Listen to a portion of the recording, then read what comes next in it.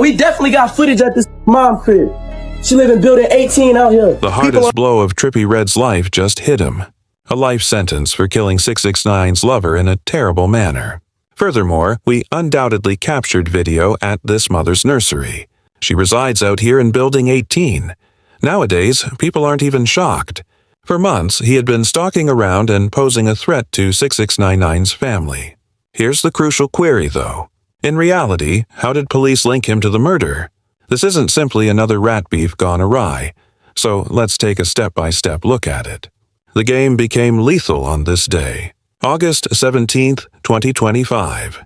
Hip-hop will never forget that date, so make sure to mark it in your memory. On that day, the mask came off and the streets revealed their most repulsive faces. Ariella Lango Maya Polano, a 29-year-old Dominican beauty and bartender, was the victim. She was closely associated with Tekashi 69, one of the most divisive names in rap. It looked like something from a nightmare. Morning, approximately 8 a.m. When police arrived on the Cross-County Parkway in Mount Vernon, New York, they assumed it was simply another stalled vehicle. Tekashi 69 had a relationship, whether it was with an ex-girlfriend, a side lady, or something else entirely.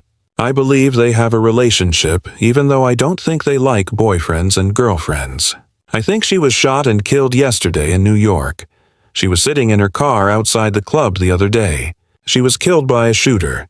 Some people think she was the intended target, you know. Rather, they entered a state of utter terror. Ariella's lifeless body, covered with gunshot wounds, sat inside a beautiful black Mercedes-Benz G-Wagon. The ride itself appeared to have passed through a combat zone. There are bullet holes everywhere. The window on the driver's side broke into fragments. The police weren't holding back. They claimed that she was unquestionably the target. No arbitrary violent act. And it says volumes about the FBI and Westchester County authorities that they took on this investigation right away. Let me now reveal Ariella's true identity. She wasn't just a random female who happened to be in the wrong spot. Possessing more than 550,000 Instagram followers and acting like a self-made celebrity, Ariella was a straight-up CEO who blazed her own trail. During the day, she worked as a bartender at Icon, New York, one of the most popular celebrity hangouts in Manhattan, where the wealthy and well-known would come to show off. She wasn't merely mixing drinks, though. This is the Flint woman. Cardi B has posted her. Yes, Cardi B did post her. We saw the poster for 6ix9ine. We saw the blog's poster. This is someone who is somewhat relevant to this loop that you all adore. Indeed.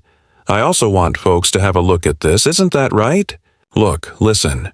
She was hanging around with the elite, making appearances in 6ix9ine's music videos, and reports circulated that she was one of his primary women. However, they maintained a low profile, which only heightened interest. The terrifying portion comes next. Ariella looked stunning on her Instagram story just hours before tragedy hit, beaming at Icon like it was any other night out. Nobody in the audience could have predicted that she would soon make the morning news headlines. That change from selfies and champagne to a crime scene inside a G-Wagon is chilly. The whole hip-hop community was taken aback when the news spread. Fans were incredulous. Additionally, the rainbow-haired rapper Daniel Hernandez, whose legal name is 69, deviated from his usual persona for the first time. Rather than remaining silent, he was candid on Instagram. He openly acknowledged that Ariella was his girl for the first time, calling her a wonderful woman with the most beautiful heart. Take a moment to consider that. Because the lady he loved was snatched in the most ruthless manner possible, this man, who had kept his private life as tightly sealed as a vault, suddenly let millions of people see his heart. However, 6ix9ine wasn't the only one who expressed affection for the deceased monarch. From Icon, New York, where she hurried to the stars at Opus Lounge, the tributes came pouring in. In a message, Cardi B herself referred to Ariella as a proud Dominican beauty. It was evident from every nightlife circle she entered that Ariella was more than simply a lovely face. My dad's homies, you said. Who are you referring to? What's black? Bro, who are you referring to? What do you mean by what I'm discussing? Which fucking homies are you referring to? I don't give a much to do to any of your deceased friends, Marie. All of them, that you are referring to. That's not you, buddy. You're saying things like, I'm a gangster, you gangster, that's how gangsta I am, you know? Where are you? Brooklyn is where I am. Where am I? Brooklyn is where I am. Remain in Brooklyn. I will remain in Brooklyn. Check out the Trippie list. Every room was transformed into her stage by her captivating charisma. Not just because of her appearance, but also because of the way she attracted attention as soon as she entered. However, this is the point at which the entire narrative turns completely black. Ariella removed the second word that struck the block. The rumors began to spread, and they all pointed in the same way. People were talking about how her murder was directly related to 6ix9ine's troubled past, and that it wasn't random at all. There were strong rumors that Ariella was a target because of his involvement with gangs and his protracted legal troubles. Okay, remain in Brooklyn. Yo, Trippie, I'm going to stay in Brooklyn, euphoric. Michael White. You and your father's friends, Michael.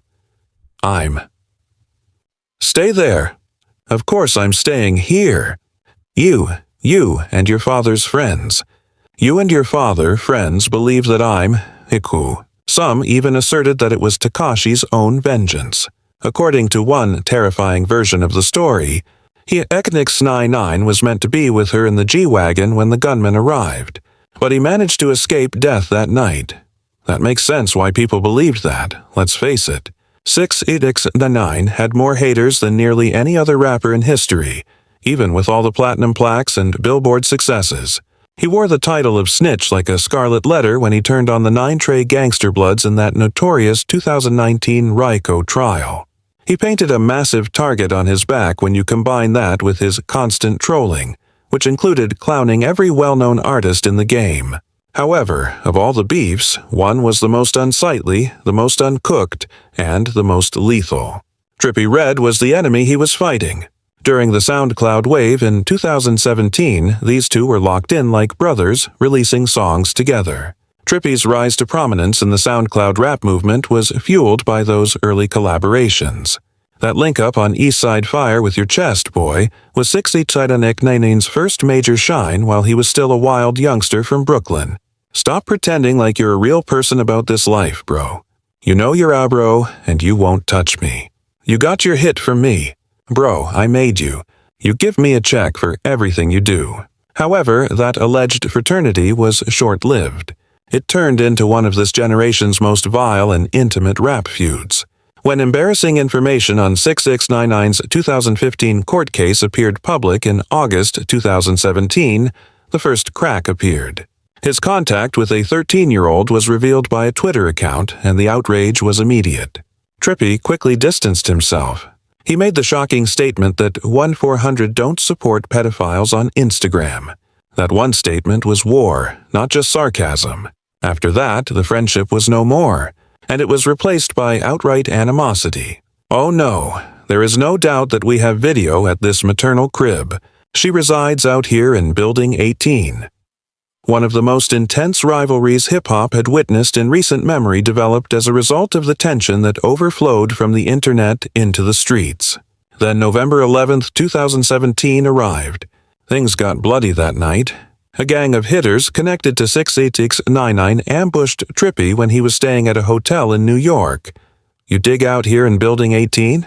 And you know I'm hacking that phone I have so you'll try me again, right? That is over and I'm in it. We are aware. I am going to know everything. I am aware of all of it. Trippie was rattled but not silent after the attack. He jumped on Instagram Live right away, attacking 6ix9ine and accusing him of orchestrating the entire incident. He referred to him by every possible name. Weirdo, rapist, and worse, adding fuel to a quarrel that was already on fire. The worst part is that 6ix9ine himself corroborated it in his 2019 federal testimony years later. Where are many of those? Son, you were a lot of ass. We're in Brooklyn. Last night I drove up to this mama crib and ran into Un. He was attempting to give you all his interviews at that place, you know. I blew big dope while driving up to this mama's crib and bumping gum with the straps out. Don't assume you're not a fool. Under oath, he acknowledged that his jealousy was the only reason he ordered the hit on Trippie, enraged that Trippie was signed to the label before him. By 2018, the feud had gotten out of hand, with both sides involved in a vicious cycle of insults on social media and venomous recordings.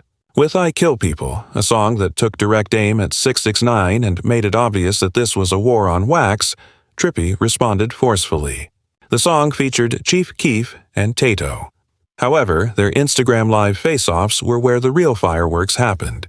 As they vomited forth hateful insults at one another in real time, the entire internet was riveted to the screen. These weren't theatrical tricks or light-hearted remarks. It was evident in the intensity. This was not your typical rap feud. It was becoming very serious, and this was personal. Then 6ix9ine made a mistake that will never be undone. He immediately targeted Trippie's deceased friends, telling him, "Forget your dead people." That is the nucleus of street culture. Disrespecting a deceased friend or member of their family is tantamount to requesting revenge. Everyone realized then that this dispute had transcended music. The beef was murderous. The most absurd aspect was that the violence was already permeating everyday life.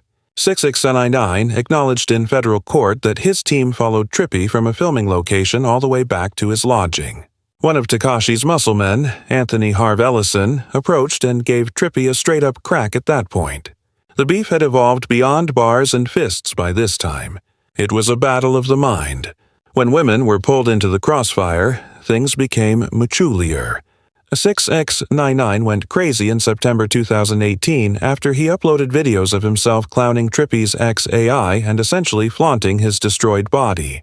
It wasn't a petty move. The purpose of the planned humiliation was to make Trippie feel ashamed in front of the entire internet. However, it didn't end there. Alec rekindled the flames in June 2020, shortly after 6ix9ine was released from prison, by posting an old video of herself in bed with Tekashi while his former manager Shotty took pictures in the room. It drove their quarrel into a weird realm that went far beyond music beef, and it was filthy and ugly. You could sense the vitriol, body language, tone, and outright hate every time these two sparred on Instagram Live. This wasn't phony advertising or performance art. With each step, the intensity of this war increased. People made the connection right away when they learned about Ariella's murder. The murmurs grew louder. Was this the end of one of the most deadly rap feuds ever? It was too well timed. The bitterness of their blood is too great. It can't seem like a coincidence because the history is too violent. The conversation was the same from the trap houses to the hood corners. Perhaps this wasn't entirely random. Perhaps Ariella's passing marked a turning point in a conflict that had already taken lives, friendships, and allegiances. With each new disclosure, it appeared like the feud between 6ix9ine and Trippie Redd had entered its most sinister stage yet. The streets don't lie. It wasn't by accident that Ariella was hit by those bullets. It demonstrated the unsettling trend of how far this street conflict had devolved. Clout wasn't involved in a back-and-forth rap feud. This was actual life. A terrifying picture that could only result in slaughter was painted by the trail of threats, violence, and obsession. During one of Trippie Redd's Instagram Live sessions, there was one of the most terrifying peaks of how twisted this feud had become. People initially believed it to be simple trolling, but in retrospect his remarks struck a far different chord. They seemed like cautions that no one heeded. Trippie violated all boundaries of deference in one notorious 2019 stream when he mentioned 6ix9ine's family. He boasted that he was aware of Tekashi's mother's residence and gave the impression that he had been monitoring her whereabouts. Rap talk isn't what that is. That is a level of intimidation that crosses the line into criminal activity. When you start focusing on family, it's no longer about beefing. You're planning. It didn't end there either. Trippie intensified the infatuation during the same live performance. He asserted that he had gained access to 6ix9ine's phone and was tracking his calls and messages like a street-level spy. He wasn't just beefing, if that's true. He was planning, scheming, and running surveillance. Consider how crazy that is. Intimidation in the real world combined with cyber-stalking. That combination is lethal. It all begins to seem like a part of a much larger scheme when you relate it to what ultimately happened to Ariella. Not all of Trippie's words were careless. He outlined intricate scenarios of criminal activity that still seem ludicrous today. He boasted that armed shooters were playing Tekashi's hit song, Gumo, as the twisted music to psychological warfare as they pulled up to 6ix9ine's mother's house. The craziest aspect was that he said he had it all on tape. Don't call that trolling. That's a confession from the street. The ramifications were horrifying. Consider the mentality required to stalk your enemy's family and do it with firearms, music, and cameras as if it were a bizarre show. Clout chasing was not what this was. This was a combination of premeditation, surveillance, and intimidation. It was the kind of intensity that ought to have immediately resulted in the federal government snooping on his door. However, it becomes even more gloomy. The psychological torment appeared to be enjoyable to Trippie. On 6ix9ine, he threatened to release compromising information, personal matters unrelated to the music. The trend was obvious. Each action was riskier, more compulsive, and more damaging than the one before it. He wasn't only beefing by now, he was falling apart. It no longer feels like random street violence when you combine all of that history with what happened to Ariella, the stalking, the threats, and the confessions.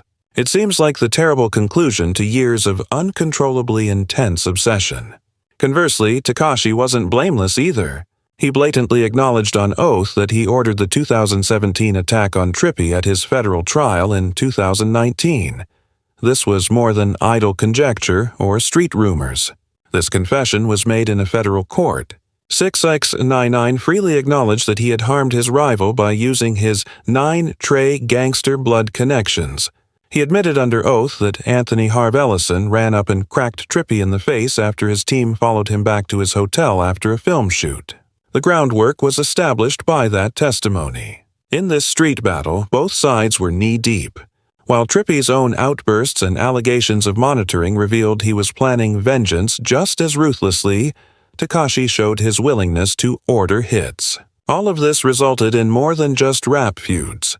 It was the mental profile of two men who were obsessed with ruining one another. Every dispute on Instagram Live becomes a raging crucible. For ages, they would alternate, each becoming louder, crazier, and more extreme.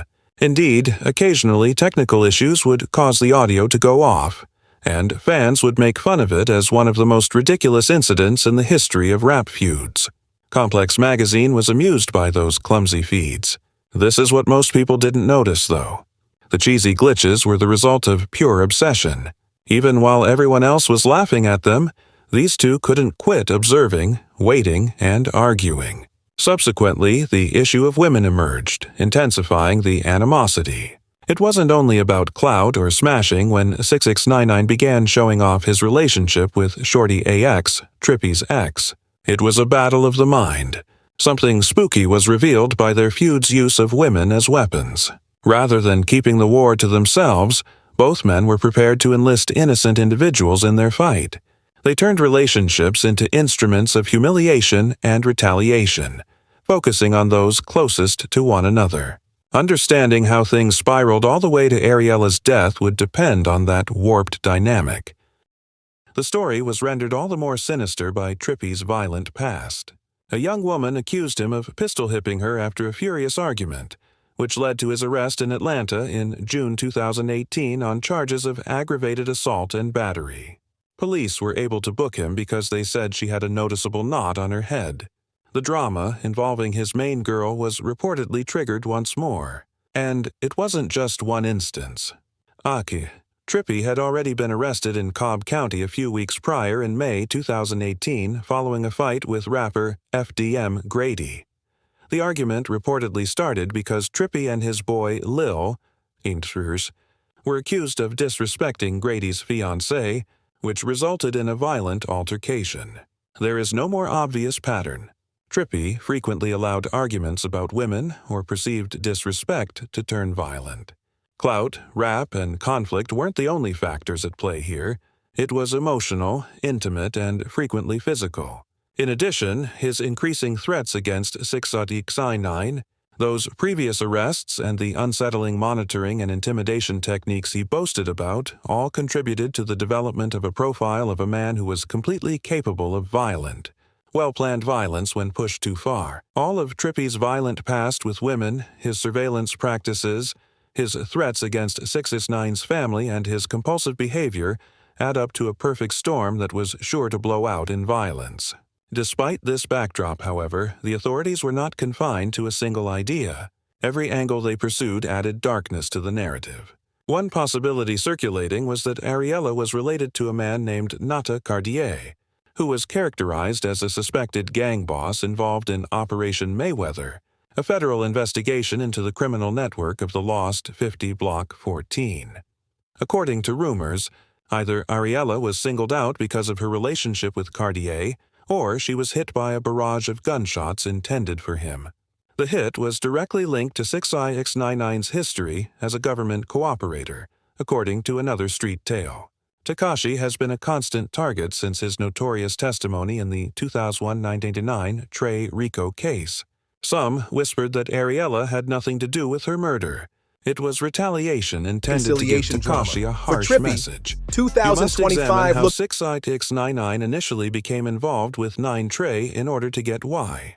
He didn't go through the traditional initiation process to join the gang back in 2017.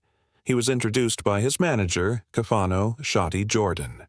Writing for the set wasn't Tekashi's job. The purpose was to finance it. In exchange for safety and the street credibility his image required, he transferred money that was used to purchase weapons and supplies. Here's the harshest reality. 6ix9ine said that he was utilizing all of this as a means of becoming famous. He testified that he was able to create the gritty street vibe that viewers loved by loading his videos with 9 Trey members wrapped in red rags, similar to the Gumo graphics. He spoke bluntly. I was aware of my formula. It is what people prefer. He essentially admitted to using gang culture as a marketing ploy while the actual street troops assumed all the hazards. When the 9 Trey Bloods turned against one another, Tekashi's gang life began to show signs of weakness. Politics inside the company became tangled. There were conflicts between factions, and allegiances fell apart. When Anthony Harv Ellison and a co-conspirator executed a movie-like move in July 2018, it was the tipping moment. They took approximately $365,000 worth of jewelry from 6ix9ine, pistol-whipped him, and abducted him. In order to escape, Tekashi went via Bedford Street and knocked on doors until a stranger assisted him in getting to a police precinct. It was a wake-up call that night. In addition to being unfaithful, his so-called brothers in 9Tay were prepared to rob him or even murder him. And that insight paved the way for one of the most significant betrayals in hip-hop history. 6ix9ine was facing at least 47 years in prison when he was taken into custody in November 2018 on federal racketeering accusations. But he lost it less than 24 hours later. He immediately traded street allegiance for survival when he entered a guilty plea to 9 counts and consented to work with federal prosecutors. The culture had never seen him cooperate like this before. Tekashi testified in court for 3 days in a row in September 2019. Outlining 9 Trey's complete illegal operations and organizational structure as if he were reading from a playbook. He described shootings, robberies, assaults, and drug sales, describing how the group employed violence to maintain their revenue and enforce respect. However, Tekashi's naming of names was the most combustible part. Hip-hop aristocracy was thrown into the fire when he named Cardi B and Jim Jones as suspected 9 Trey affiliates, a move that rocked the industry.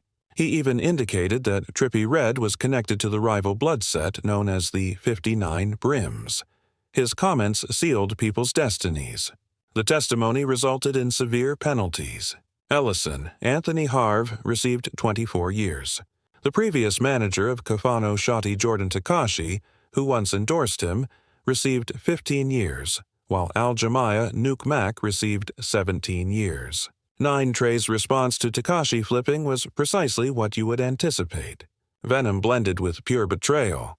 I forgive the little guy, even though Shotty acknowledged in court that 6ix9ine broke every code. It's all nice after that. However, not everyone felt forgiven. Mel Murder Jones was captured on wiretaps spitting rage. We created you, he replied, implying that Tekashi was about to face a fatal reckoning. Nevertheless, the courts did not hold him accountable. 6ix9ine was given a sentence of only 2 years in prison in December 2019, with 13 months already served, along with a fine of $35,000, 5 years of supervised release, and 1,000 hours of community service. Due to his asthma and COVID-19 dangers, Tekashi was released from home confinement in April 2020. All of a sudden, the man who had faced 47 years was back in the world, but with a larger-than-ever target on his back. The link is here. There was more to this than 9 Trey's anger. The hip-hop culture as a whole was rocked by Tekashi's choice to come clean. It wasn't only poor PR to be called a snitch. In street politics, it was a death sentence. The names of those seeking influence or retribution were now encircled in red. And it wasn't just him. The stain spread to everyone in his vicinity. Anyone connected to Tekashi, friends, family, girlfriends, became a target right away. The problem is that when you work with the federal government and assist in sending guys away for decades, you not only create enemies but also resentment that lasts for generations. The people you testified against were their brothers, cousins, and friends. They all sense the treachery, and the first rule of the harsh street code is to not snitch. It was broken in front of the world by Tekashi. A heavyweight in the industry slammed him. He was blacklisted by street people, and rumors of retaliation only grew louder. Which leads us to Ariella once more. Fast-moving theories swirled. While some term it random street heat, others say it was mistaken identity. However, police quickly put an end to that, stating that woman was probably the target. In 2025, Trippie Redd was out here juggling a completely different set of issues, none of which fit the description of a man evading murder accusations. He was arrested at Miami International Airport in July 2025, while attempting to catch an aircraft to Europe. There was nothing spectacular about the arrest.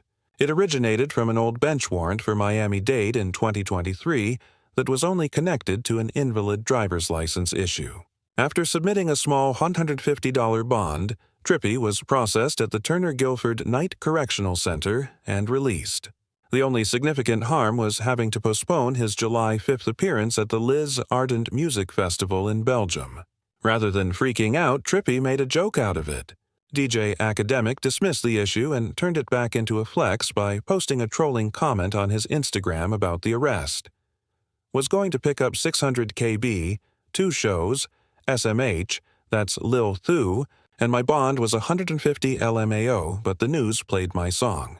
I made $750 off that. It was classic Trippie. Hardly the actions of a man allegedly evading federal agents or homicide indictments. Additionally, the arrest happened only a few weeks after a significant personal change. Mio, Trippie's daughter with fellow rapper Coi Leray, was born on June 16, 2025. Rumors of adultery and reconciliation drama continued to make headlines for the couple, whose troubled relationship had been intermittent since 2019. For Trippie, 2025 was less about planning hits in the street and more about balancing fatherhood, relationships, and minor legal issues. The true tragedy here is that, despite the fact that his name is being dragged through the media, Ariella Mejia Paleno was ruthlessly and cold-bloodedly assassinated. She was more than a statistic. She had more than 550,000 followers and was a growing influencer. Ariella was more than just a name in a headline. She was a nightlife queen who was adored at places like Icon New York and connected to hip-hop culture through people like Cardi B and 6ix9ine. Every room she entered was illuminated by her lively vitality. A woman who made her impact on the nightlife scene and established her own platform. People were moved by her personality. Her loss left a void that cannot be filled, and her influence was widespread. However, her story also reveals something far more sinister. How entertainment-based rap feuds may turn violent in the real world. While Trippie Redd was on camera threatening surveillance, family, and vengeance, 6ix9ine acknowledged in federal court that he had ordered